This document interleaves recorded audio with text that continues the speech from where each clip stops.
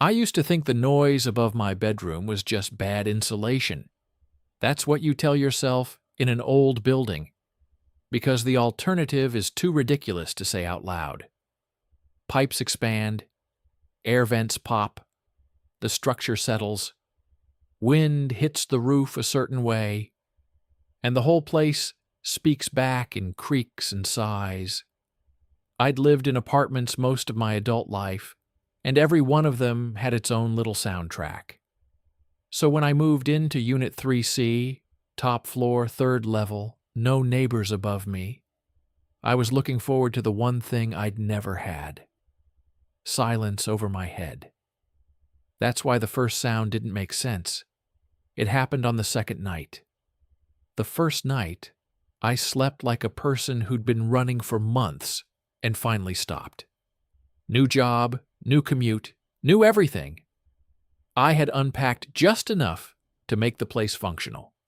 Mattress on the floor, a cheap lamp, a folding chair, a pan, a plate. I fell asleep to the hum of the refrigerator and the distant hiss of traffic outside the window. The second night, I woke up around 2:30 a.m. because something shifted above me. Not a thud, not a loud crash, a soft adjustment, like someone carefully repositioning their weight on a surface they didn't fully trust. The sound was so subtle that my sleepy brain tried to label it as a dream. But then it came again, a faint scrape, slow and controlled, moving a few inches and stopping. I stared into the darkness, eyes fixed on the ceiling fan. It was off, blades perfectly still. The ceiling itself looked normal. Smooth drywall, painted a flat white, with that slightly textured finish landlords love because it hides imperfections. In the center was a smoke detector and a sprinkler head, both unremarkable, both implying rules and safety and building codes. There was no attic hatch, no pull-down ladder, nothing that suggested the space above was accessible. I lay there listening, waiting for the building to settle into its normal noises. But the sound above my head didn't continue like settling does. It stopped, and it stayed stopped, as if whatever caused it had also paused to listen. My body did something I didn't tell it to do. My breath went shallow, my muscles locked. The silence became its own pressure, the kind that makes you hyper-aware of every small thing.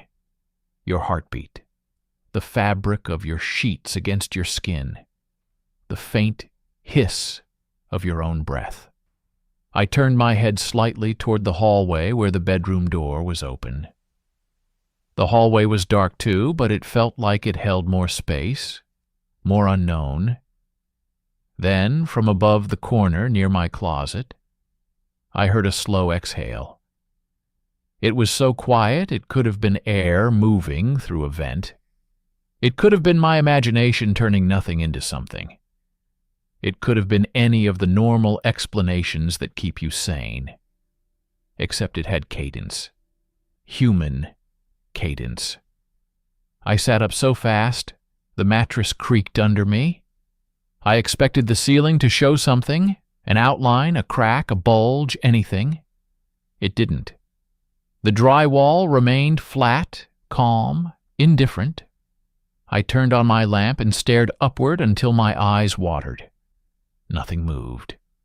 The room looked exactly as it had during the day, just smaller in the lamplight, shadows thick in the corners like pooled ink.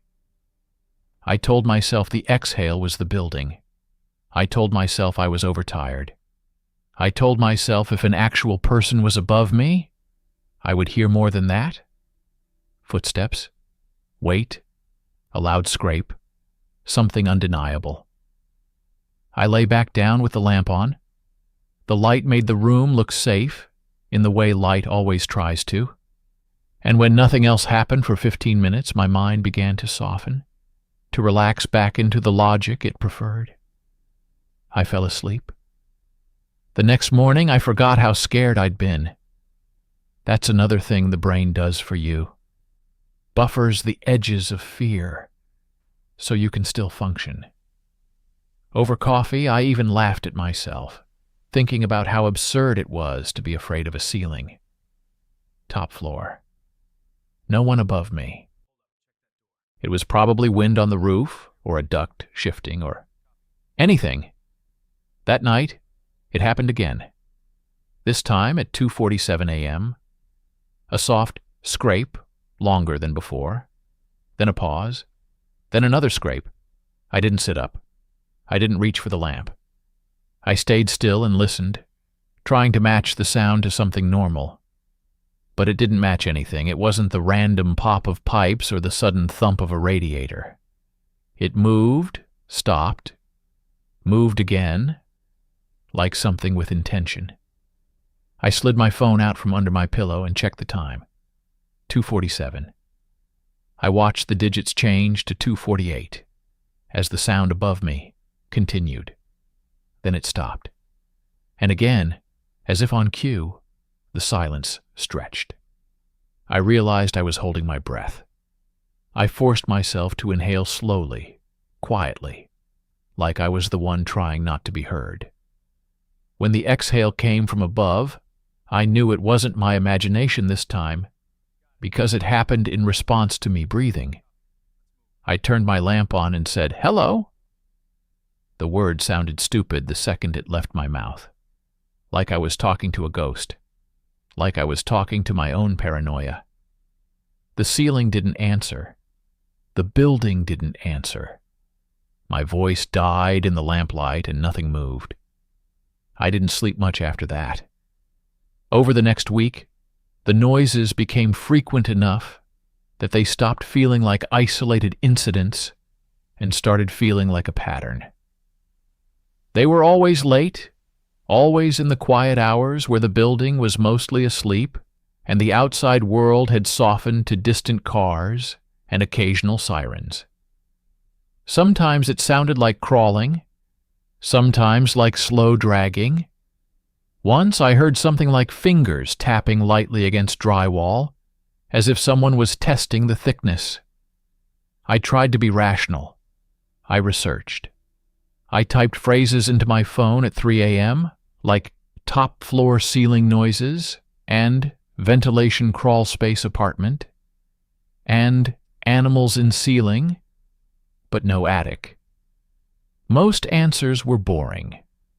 Expansion, contraction, squirrels, raccoons, pigeons. But none of those matched the careful, measured pace of what I heard.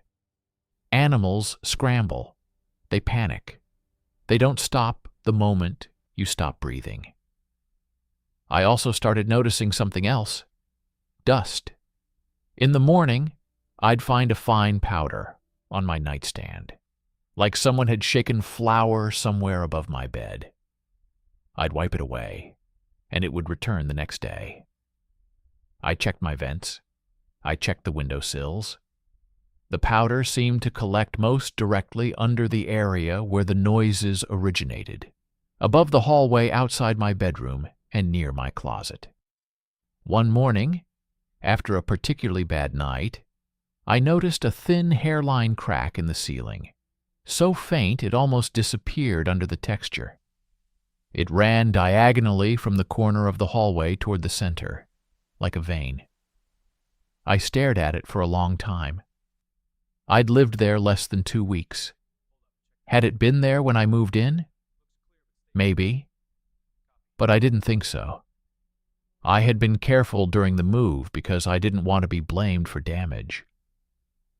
I remembered looking up at the ceiling fan and thinking the paint looked fresh. I would have noticed a crack, especially one that led toward the exact area where I kept hearing movement. I submitted a maintenance request. I kept the wording bland. Hairline crack in ceiling, possibly settling or moisture. Please inspect. 2 days later, a maintenance guy came by. He wore a faded blue shirt with the building's logo on the chest and carried a small tool bag that looked like it had seen 100 apartments. He didn't introduce himself. He didn't ask many questions. He stood under the crack, chewed gum loudly, and tapped the ceiling with his knuckles. "Drywall shifts," he said. "Happens." "It didn't look like that before," I said. He shrugged. "Old building. Weather changes. You on top floor. Roof moves. Nothing to worry about." "Is there an attic up there?" I asked, trying to sound casual, like a person who was merely curious about architecture. "No attic," he said. "Ventilation channels. Some utility space. Not meant for access." "Could someone fit up there?" I asked before I could stop myself. He laughed, actually laughed, like I'd made a joke. "Not unless they're made of air." He left after 5 minutes. The crack remained. The noises continued. If anything, they got worse, as if the inspection had annoyed whatever was above me. The next night, the movement didn't stay in one spot. It traveled. I was on the couch in the living room, watching a show with the volume low because the sounds were making me hyper-aware, and I didn't want to drown them out. Around midnight, I heard the scrape again, but this time, it was above the living room, not the hallway. It moved slowly, like someone carefully distributing their weight across beams. It stopped above the center of the room. I muted the television and held still. The sound continued. It wasn't fast. It wasn't clumsy. It was as if someone knew exactly where to place their hands and knees so the ceiling below wouldn't betray them. The scrape moved a few inches, paused, moved again. I could almost trace a route in my mind. From above the hallway, across the living room, toward the kitchen area. My skin went cold. I stood up slowly, eyes fixed on the ceiling like staring hard enough might reveal something. Nothing bulged. Nothing cracked further. The ceiling remained an unbroken surface, a smooth mask hiding whatever was happening above it. I took 2 steps into the hallway and listened. The sound was directly above me now, as if it was tracking my position. When I stopped, it stopped. When I moved, it moved again, but always with that cautious rhythm. That was when I realized something that made my stomach turn. It wasn't just random noise. It was responsive. Someone up there was listening to me. I backed into the living room without making sudden movements. I grabbed my phone and texted a friend. "Hey, are you awake?" It was late. I didn't expect an answer. I just needed to reach out to reality, to another human being, to anything that wasn't the ceiling over my head. No reply came. I spent the rest of the night with every light on, sitting with my back against the wall so I could see the hallway and the living room and the bedroom door. When the noises happened, I recorded them. I held my phone up and captured the scrape and the pause and the faint shifting. In the morning, listening back, they sounded even worse because they were clearer, not muffled by fear, not softened by denial. They sounded like a person moving slowly through insulation. I bought a security camera that same day, a cheap indoor camera with night vision and audio, the kind people use to watch their pets or monitor deliveries. I mounted it high on a shelf, angled toward the hallway and the living room ceiling. If my brain was going to terrorize me with possibilities, I wanted something objective to look at. I wanted proof, or I wanted to be proven wrong. The first 2 nights, the footage was boring, grainy, gray, empty. The camera recorded me sleeping, getting up to drink water, checking locks, walking around like a paranoid person in his own home. It recorded the hallway light changing when the refrigerator compressor turned on. It recorded dust drifting through the beam of night vision like tiny ghosts. But on the third night, at 3:17 a.m., the audio spiked. I didn't even realize it until the morning when I scrolled through the timeline and saw a moment where the sound level jumped. I hit play. The video showed my living room, empty couch, still curtains, my bedroom door partly open, nothing visible moving. Then the audio picked up something that didn't belong. Breathing. Not the distant breath of a sleeping person in another room. Not the muffled sigh of air through ductwork. This was close, controlled, intentional. A slow inhale. A slow exhale. It sounded like someone trying not to be loud. Then, right after the exhale, a faint sprinkle of dust fell near the top of the frame, drifting down slowly like snowfall. I replayed it until my hands shook. The footage didn't show a person, but it recorded what a person does when they're close enough to be picked up by a microphone. And the microphone was in my living room, on the shelf, aimed toward the hallway ceiling. I sat on the edge of my bed staring at the screen and felt my mind do something strange. It tried to negotiate with reality. If I could convince myself that breathing could be a mechanical sound, then I wouldn't have to accept what it meant. But breathing is breathing. Even when you try to disguise it, even when you hold it back, it has a shape. That day, I started noticing things I hadn't wanted to notice before. A faint smell in the hallway that reminded me of damp clothing left too long in a washer. Not strong enough to be obvious, but present enough that once you notice it, you can't unnotice it. I smelled it near the closet and near the bathroom vent. I sniffed the vents like a dog. I felt ridiculous, but the smell was real. I also found a tiny piece of pink insulation on the floor near the hallway baseboard. It wasn't dust, it was fiberglass, a small torn fragment that looked like it had been dragged down from above. My throat tightened. I borrowed a ladder from my neighbor, a middle-aged woman who lived 2 doors down. She asked what I needed it for. I lied. I said I wanted to change the smoke detector batteries. She said, "Better safe than sorry," and handed it over, with a tired smile. I set the ladder under the crack in the ceiling and climbed up slowly. From that height, I could see the crack better. It wasn't just a surface line, it had depth. The textured paint around it was flaking slightly. When I pressed gently near it, the drywall flexed. More dust fell. I stopped pressing. My hands were sweating. I leaned close and peered into the crack. For a second, I thought I saw darkness deeper than it should have been.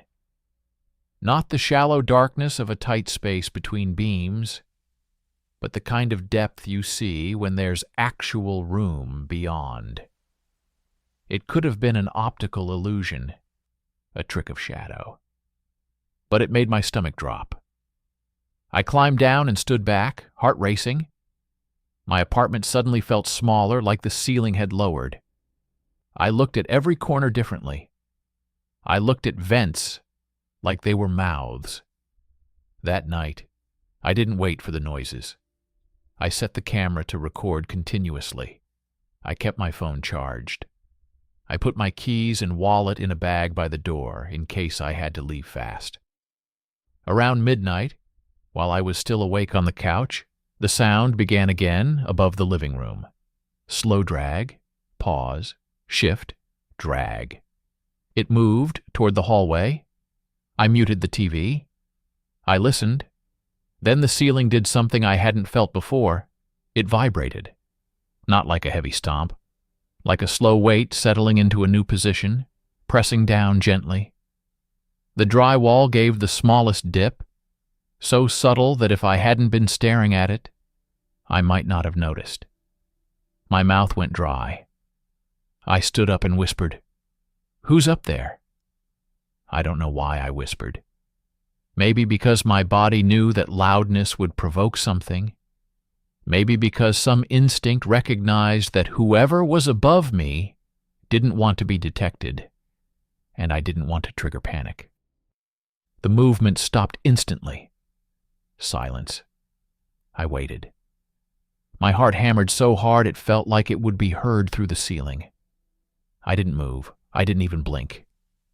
And then, from above the hallway, came a sound so quiet and so wrong that it made my eyes sting with fear, a soft, almost amused exhale, like someone smiling without showing it.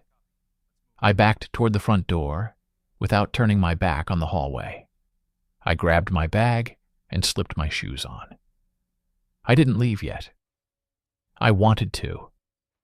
But another part of me, stupid, stubborn, wanted proof, wanted certainty, wanted to know I wasn't losing my mind.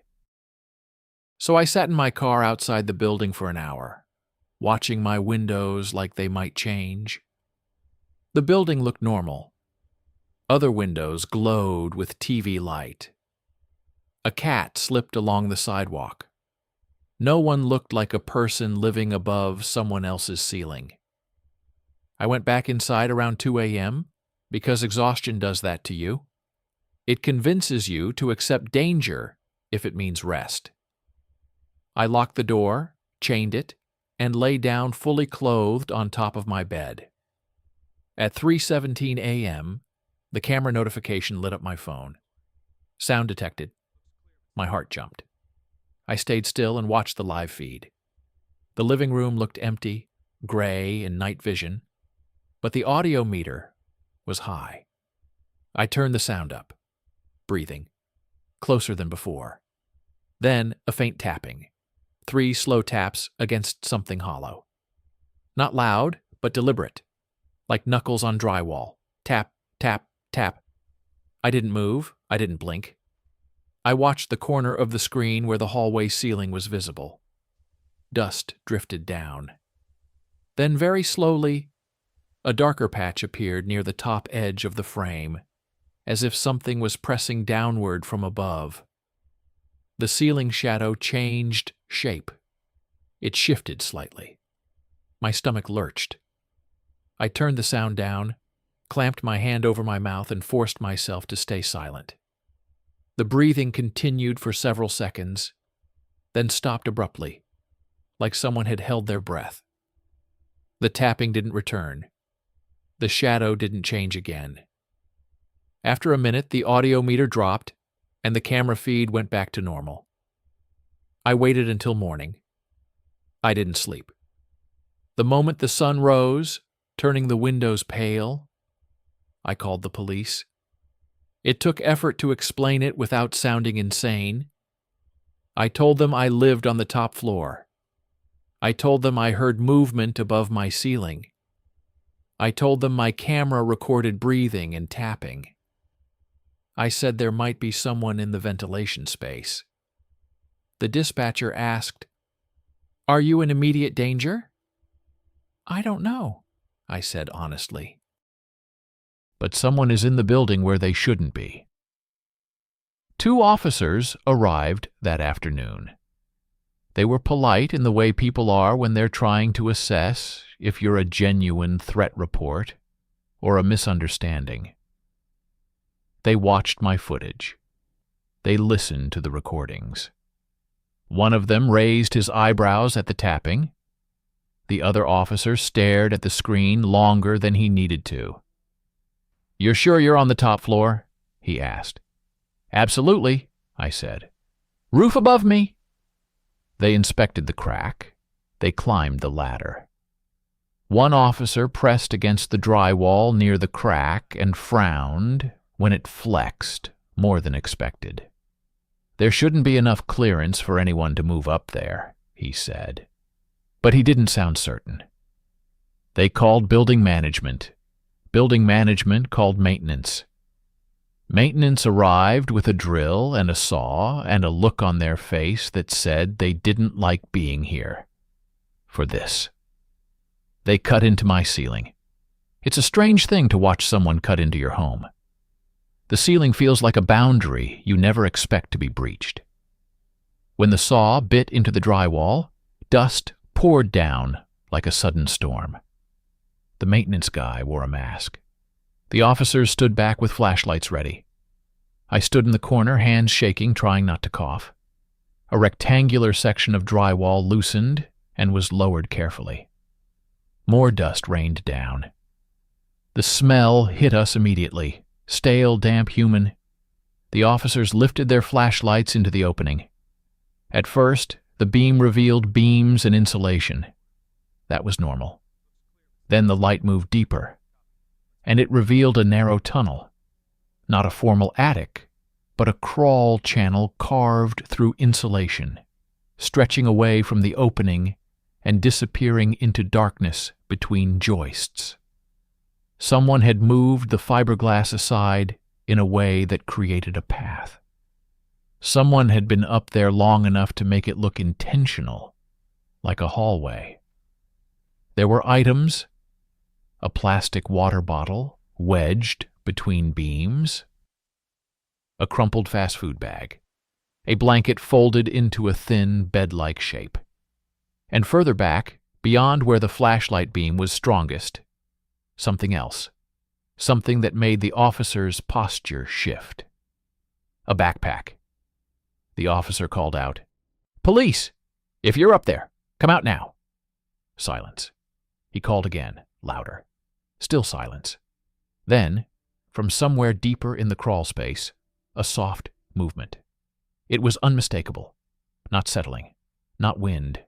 Something shifting away from the light. The officer swore under his breath. He adjusted his stance and climbed partially into the opening, bracing himself on the beams.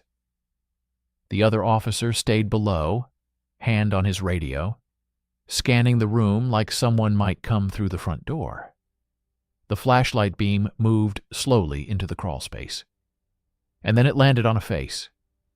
I saw it for less than a second, but my brain recorded it like a photograph.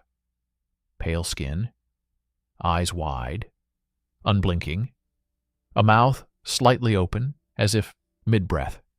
The face was pressed low between beams, almost merged with the darkness, and the eyes looked directly into the light with a calmness that was worse than panic.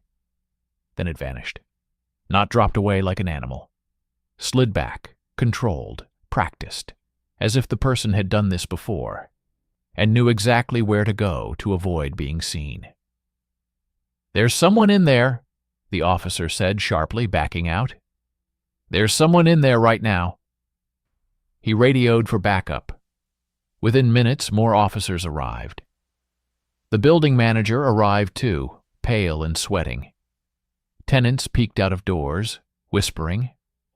Someone filmed on their phone. The hallway buzzed with the kind of energy that turns fear into community gossip. The police cleared my apartment and the hallway. They checked the roof access. That was when we learned the roof hatch lock was broken. It had likely been broken for a long time. It was the kind of small maintenance issue that gets ignored until it becomes a doorway for something worse. Officers went up to the roof. Officers searched neighboring units. They opened utility closets and checked vents. They found that the crawl space above my ceiling connected to other sections. Maintenance cavities, ventilation channels, areas that weren't meant for people, but could still hold one if they were determined enough. They searched for nearly 2 hours. They never found him. They found evidence. A small lantern, the kind you buy at a camping store. Multiple water bottles, some still half full. Food wrappers arranged in a pile. A pillowcase. A cheap phone charger plugged into a cord that ran toward a vent opening. like a vein, and the backpack.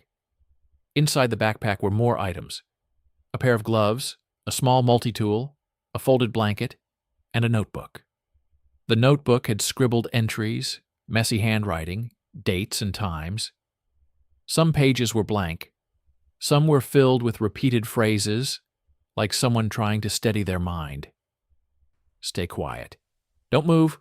Wait until the lights go out. And over again, written in the margins like a mantra. Top floor is safe. When I read that line, I felt my knees go weak. Top floor is safe. He chose my unit because I believed the same thing. The police asked me questions while maintenance sealed the opening temporarily. Had I noticed missing items? Had anyone been in my apartment? Did I leave windows unlocked? Did I ever hear sounds from the roof? I answered everything honestly. I hadn't noticed items missing because I hadn't fully unpacked. I kept my door locked. I never went to the roof. One officer asked if I'd ever smelled anything unusual. Yes, I said, like damp clothes. He nodded like that confirmed something. The manager kept apologizing. He kept saying, "We had no idea," and "This building is old," and "We're going to fix the roof hatch." His voice shook, but I couldn't tell if it was fear or worry about lawsuits. That evening, after the police left, the building felt different. Not safer. Worse. Because now the truth was real, and reality is heavier than paranoia. Before, the fear was a possibility. Now it was a documented fact. Someone had been living above my ceiling, inches from my head while I slept. I didn't stay that night. I packed a bag and left. I went to a friend's place across town and slept on their couch with every light on. I didn't tell them the full story at first. I said there was an issue with my building. But in the middle of the night, when I woke up sweating, I told them everything, and their face changed in a way that made me realize how insane it sounded to someone who hadn't lived it. Over the next week, the police continued investigating. They checked roof access logs. None existed. They asked neighboring tenants if they'd noticed anything. Some had. Most had ignored it. Someone on the second floor said they'd heard scratching sounds near their bathroom vent. A woman on the first floor said her dog barked at the ceiling sometimes. A man on my floor admitted he'd found dust in his closet but assumed it was construction. The building had been speaking for a long time. We just didn't know the language. Maintenance finally opened more sections of ceiling in other units. They found more evidence: disturbed insulation, a narrow path, small piles of wrappers. In one unit, they found a piece of paper wedged behind a beam with a single word written on it: "Listen." The roof hatch was repaired. Locks were replaced. Vents were reinforced with metal screws. The manager promised inspections. Promised security cameras in the hallway. Promised everything landlords promise after a disaster becomes too public to ignore. None of it mattered to me. I moved out. It wasn't a dramatic move. I didn't confront anyone. I didn't give a big speech. I just packed my life into boxes and left like a person escaping a fire. Every time I looked up while carrying a box, my skin crawled. The ceiling in my apartment no longer looked like drywall. It looked like a thin lid over something alive. Before I left, the police asked if I wanted to retrieve anything else from the crawlspace, anything of mine that might have been taken. I didn't even know what could be mine. But when they showed me a small collection of objects found up there, my stomach dropped. A hoodie I thought I'd misplaced. A sock. My spare phone charging cable. A fork. A cheap paperback I hadn't seen since moving in. He hadn't just lived above me. He'd entered my space. Maybe through a vent? Maybe through the ceiling crack as it grew? Maybe when I left the door open while carrying groceries? Or maybe he never entered fully and just reached down through small openings. The method mattered less than the fact. He'd touched my things. He'd had access. He could have watched me from above while I watched TV, while I ate, while I slept. He could have listened to my phone calls, learned my schedule, waited until my lights went out. And he'd done it with patience. That patience was the part that haunted me most. A desperate person would be sloppy. A reckless person would be loud. But whoever this was moved with the care of someone who understood consequences and planned around them. After moving out, I tried to rebuild normal life. I found a new apartment, second floor this time, because the idea of a top floor now made my stomach twist. The new building was newer, less charming, more modern and sterile. No weird cracks, no roof hatch access, no long beige hallways. Everything was sealed, clean, controlled. For a while, I slept better. The first week in the new place felt like relief. I told myself the fear would fade, that my nervous system just needed time to reset. I unpacked slowly. I put my bed frame together. I hung curtains. I tried to make the place feel like home. But something changes in you after an experience like that. You stop trusting your senses in the way you used to. Or worse, you trust them too much. Every small sound becomes a possible threat. Every creak becomes a question. You become the kind of person who listens more than they live. I installed a camera in the new apartment too, not because I thought someone was in the ceiling, but because I needed the illusion of control. I checked locks twice. I kept a flashlight by my bed. I learned the building's normal sounds so I could identify what didn't belong. Time passed. The police called once to say they had a suspect. A man with prior trespassing charges. Someone who had done temporary maintenance work in the area years earlier. Someone who knew building layouts and access points. They said they couldn't confirm he was the one in my ceiling without catching him. They said they were still investigating similar reports. Similar reports. That phrase made my stomach twist. There were other ceilings, other buildings, other people who thought top floors were safe. I tried to stop thinking about it. I tried to focus on work, on groceries, on normal routines. And for a while it worked. The fear became quieter, more distant, like a memory behind glass. Then one night, months later, I woke up at 3:17 a.m.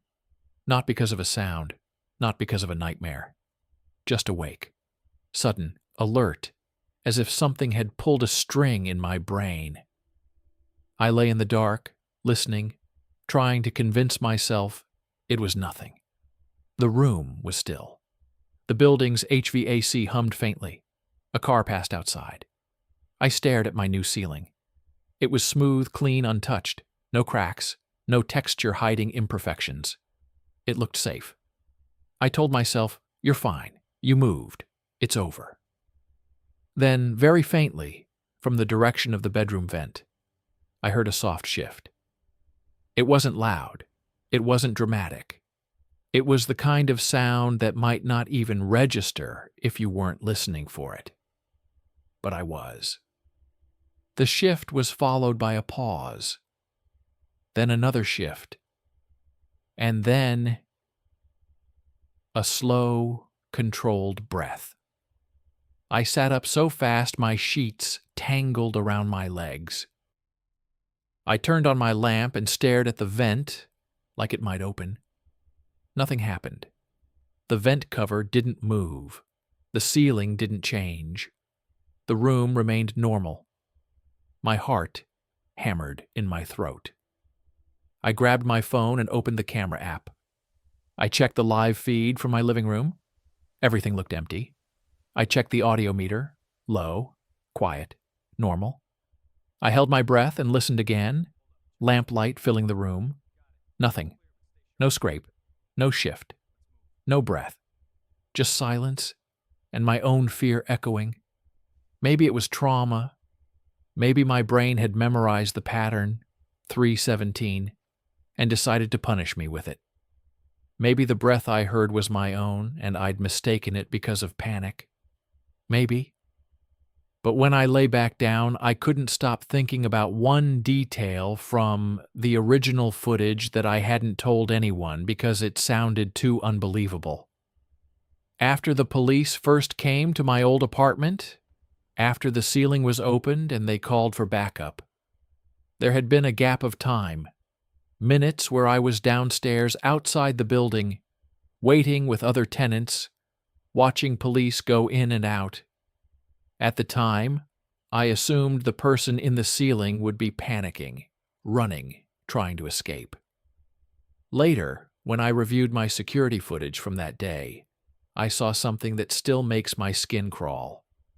While I stood outside believing I'd done the right thing, the camera recorded my living room. Empty, quiet, unchanged. Then, at 8:27 a.m., the audio picked up a faint sound, a soft scrape. And in the top corner of the frame, near where the hallway ceiling met the wall, dust drifted down. A shadow shifted, just slightly, as if weight moved above. Then the audio captured something else. A single knock. Not from the outside hallway, not from a neighbor. From inside. A gentle knock against the ceiling, like someone tapping a message through drywall.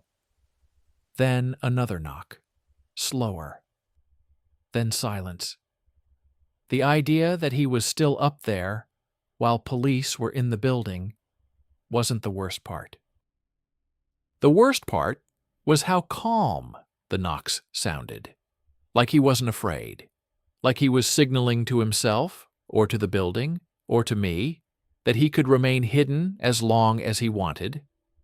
Like the ceiling was his, not mine.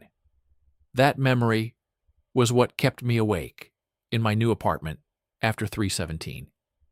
Because if a person can learn one building, they can learn another. If they can use roof access once, they can find it again.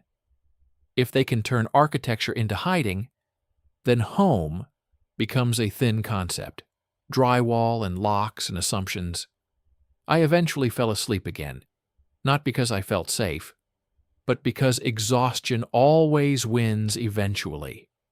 And when morning came, sunlight made everything look ridiculous again, like fear had been a temporary fog.